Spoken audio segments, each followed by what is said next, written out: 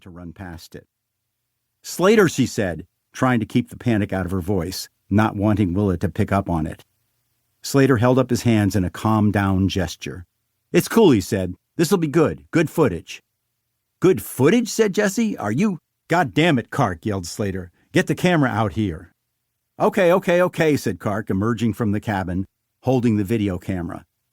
He looked as bad as Slater looked good. He wore only boxer shorts, once white, now a multicolored mess of brownish-yellowish stains of God only knew what origin, the waistband hidden under the overhang of his vast, pasty, drooping belly. Kark's eyes, small bloodshot orbs in a big moon face, darted around the clearing. "Where is it?" he said. "There," said Slater, pointing. "Holy shit," said Kark. "I know," said Slater. "You ready?" "Yeah," said Kark, raising the camera to his face. "So what are you going to do?" Slater frowned, studying the snake. As he did, it glided another couple of feet closer to Jesse and Willa. It was now about 10 feet away from them. Jessie inched back, her feet now in the water, sinking into the muck. "Slater," she shouted, "do something!" Willa, startled by her mother's voice, began to cry. Okay, said Slater. To Kark he said, "Make sure you get this." He took a cautious step toward the snake. Kark, with the camera to his eye, followed, belly jiggling as he moved. The snake was still looking at Jessie and Willa. Slater, with Kark right behind, took another small step. He was now about the same distance from the snake as it was from Jessie and Willa. "Shoo," he said to the snake. The snake did not appear to notice. "Shoo?" said Jessie. "Shoo?" "Fuck," said Kark, looking at the camera. "The battery's dead." "You're kidding me," said Slater. "Be right back," said Kark, waddling toward the cabin. "Don't do anything." The snake slid forward another foot. "Slater," yelled Jessie, stepping back, now up to her knees in the swamp. "You need to do something about this snake." "Hang on," said Slater. "We have to change the battery." "Where's the other battery?" yelled Kark from inside the cabin. "It was next to the cooler," said Slater. "I don't see it."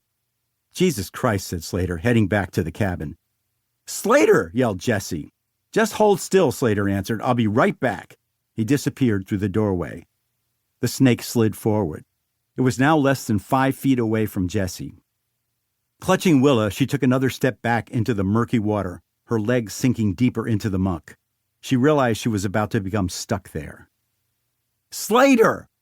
1 sec!" The snake was at the edge of the water now, its massive body stretching halfway across the clearing behind it. Jessie tried to step back, struggling against the sucking swamp mud. She felt her right leg brush against something sharp. She glanced down, saw it was a fallen live oak branch, the tip sticking out of the water.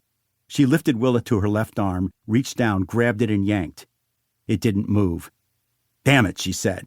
She shifted her weight and yanked the branch harder. It made a cracking sound and broke free. Jessie looked up and saw the snake was close enough that she could touch it. She raised the branch and slammed it down as hard as she could on the snake's head. "Go away," she shouted. "1 sec," Slater yelled from the cabin. "We found the battery." "Go away, go away, go away," shouted Jessie, striking the snake's snout over and over. Willa was screaming now. Jessie braced herself, ready to dive backward into the swamp if the snake lunged at her. But it didn't.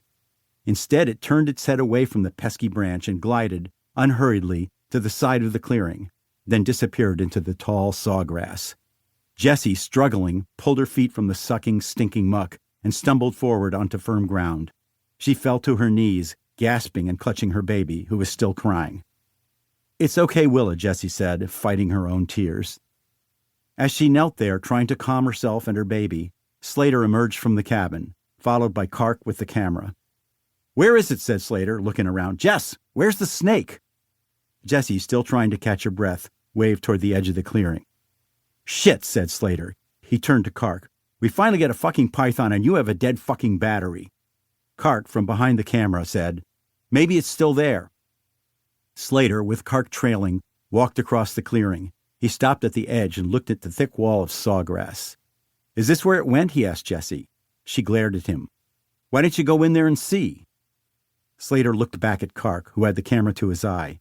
"You getting this?" Kark nodded. Slater took a small step forward, parted the sawgrass with his arms, and peered ahead for a few seconds. "It's gone," he announced. To keep listening to this audiobook, I've left you a link in the description so you can do it, at no cost thanks to Audible's 30-day free trial.